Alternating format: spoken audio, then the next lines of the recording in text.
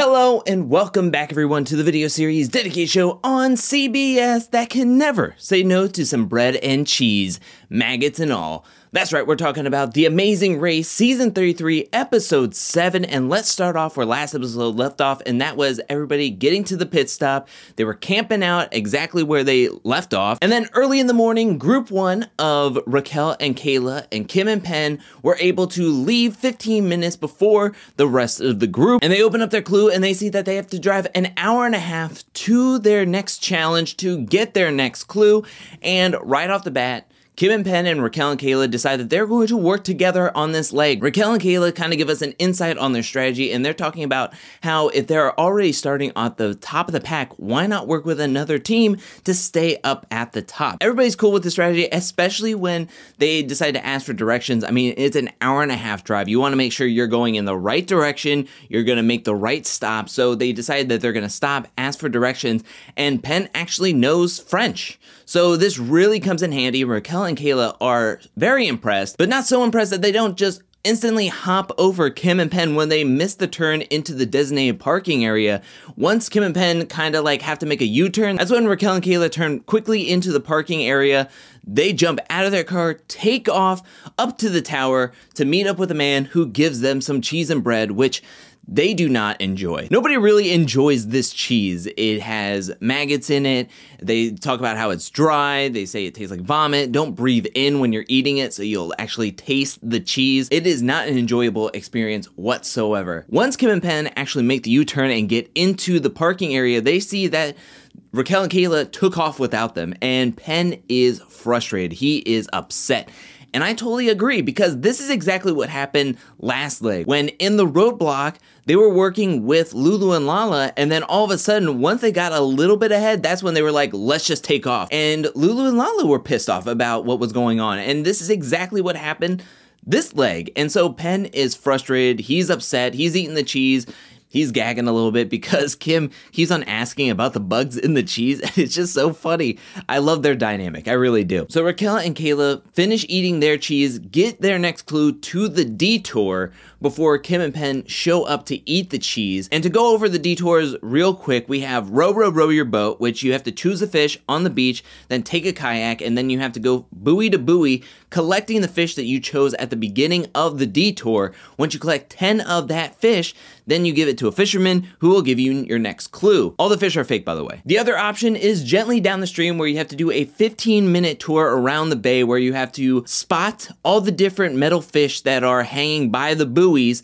and you have to memorize the descriptions of the fish and in what order you saw the fish, because at the end you'll be given a booklet where you have to pick out the picture that has the exact fish in the exact order that you saw them in, and then present it to a guy in an old-timey scuba gear, and then he will give you your next clue. Right off the bat, Kayla and Raquel say that they're going to do row, row, row your boat. They get down to their car, and then they're about to pull out and take off to the detour when they say, should we wait for Kim and Penn? And they decide to wait for Kim and Penn, who are in second place. They open up their clue, they pick gently down the stream, they head down to their car, and they see Raquel and Kayla are waiting for them. This smooth things over with Penn, but I can't get out of my mind that this is the kind of MO of Raquel and Kayla, where they're gonna work with you and then they will instantly drop you in the dust if they can get a leg up on you. But it is so early on in this leg that they decide that they're gonna wait for Kim and Penn, especially if they get lost. Penn knows French, so this is their best strategy heading forward.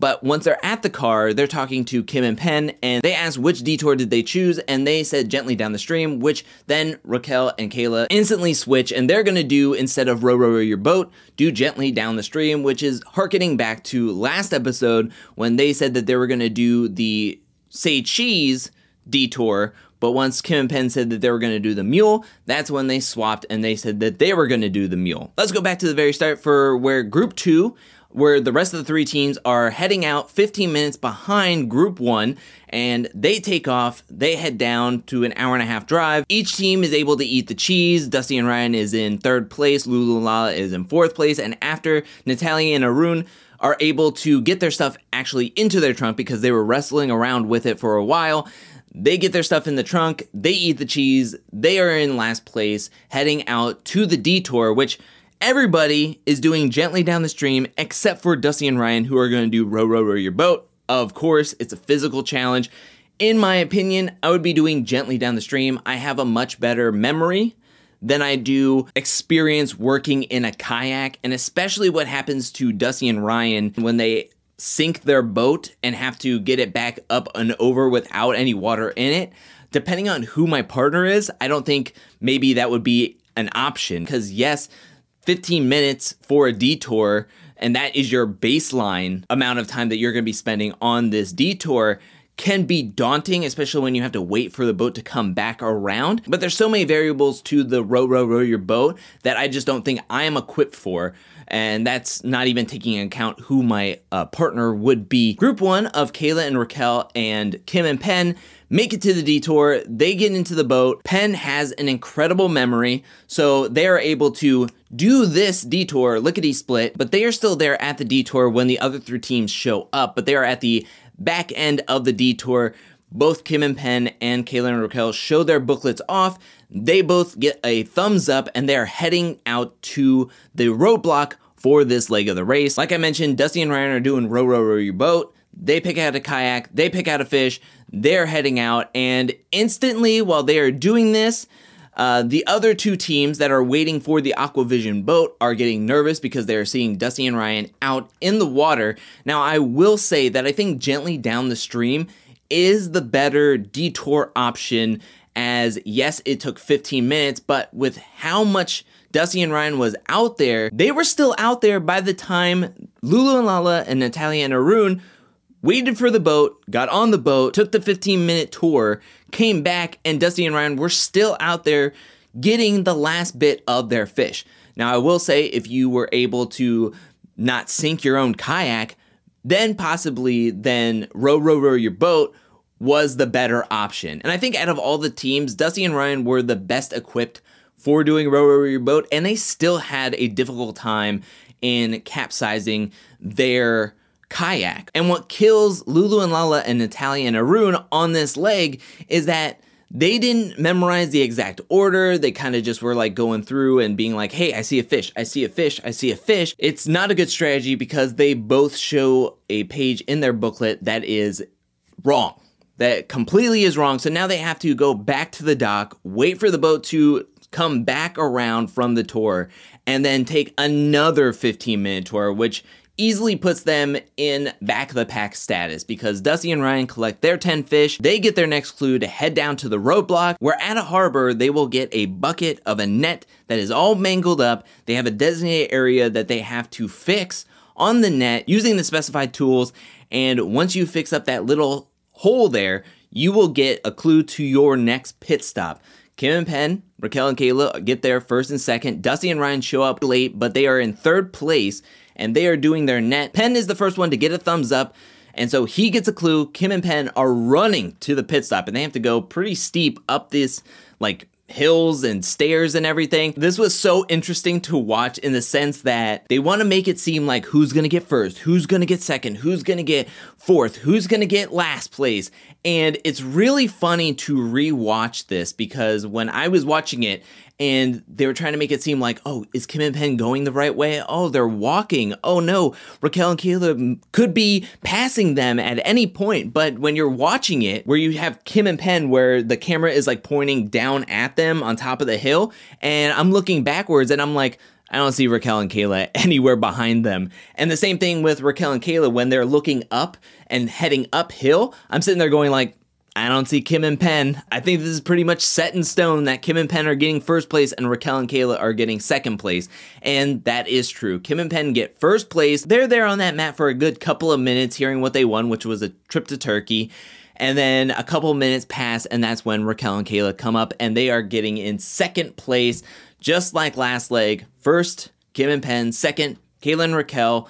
Dusty and Ryan are able to get 3rd place, and the last 2 teams of Lulu and Lala and Natalia and Arun are able to finish up the detour. They're driving off. They get to the net. Natalia and Arun actually get there first before Lulu and Lala, which is very interesting, but Natalia isn't able to get the sewing, the technique down as quickly as Lulu and Lala, who do a great job on this. They are in 4th place. Again, the editing is trying to make it seem like who's gonna do it is trying to be gripping, but again, just like last time, I'm like, yeah, I don't see the other team either ahead or coming up really quickly behind them, but it was a closer race than, say, the race for 1st and 2nd. So Lulu and Lala are able to get to the pit stop before Natalya and Arun, so Lulu and Lala finish up in 4th place, and Natalya and Arun finish up in last place. However, this is a non-elimination leg, so Natalya and Arun get to stay in the race for at least one more leg. I feel like this could be the last non-elimination leg, just for the sole fact that I think they're going to get to 10 episodes. Normally, The Amazing Race is, I think, about 12 or 13 episodes, but because of everything that went on with the pandemic, I think that they're just trying to salvage into 10 episodes. I know that the new season of Survivor was just revealed, and it has a release date of March 9th, and 10 episodes would get you to the first Wednesday of March. But that is it for this episode of The Amazing Race. Again, I'm so happy that Kim and Penn got 1st place. I'm really starting to root for them a lot. I'm happy that Lulu and Lala were able to not be in last place. Again, it's a non-elimination leg, so I'm happy that Natalya and Arun are able to stay in the game. But if they have to do any other detour or U-turn or a speed bump in the next leg, I think that it's going to be really tough for them to really pull it out. I mean, they did better with the navigation this episode, but they're really, really going to have to kick it into high gear. So I think that the top 3 teams right now have to be Kim and Penn, Kayla and Raquel, and Dusty and Ryan, and it just seems like that's going to be the top 3 heading into the finals. I just don't see them really wavering too much. We've seen Dusty and Ryan kind of falter the last 2 episodes, and they were able to pick themselves up and really pull it out. I think it would have been a much closer race if Lulu and Lala and Natalya and Arun were able to work together and beast out their detour on the first time around. If they were able to do that, I think it would have been a much closer race. Then I think more pressure would have been put on Dusty and Ryan heading into the roadblock, but the mistakes of Natalya and Arun and Lulu and Lala were able to keep that door open for Dusty and Ryan, and I just feel like this is just the trend, that it's going to be Kim and Penn, Kayla and Raquel, and Dusty and Ryan in the top 3. But that is my analysis for The Amazing Race after this episode. What do you think is going to happen next week? Let me know that in the comment section below. What team are you rooting for? What team are you rooting against? Who do you think are going to be the top 3 teams in the finals? Let me know anything and everything you thought about this episode and more down in the comment section below. Thank you so much for watching. While you're down there, hit that like and subscribe button. I'll be back really, really soon with more Amazing Race content, more content in general. But until then, peace.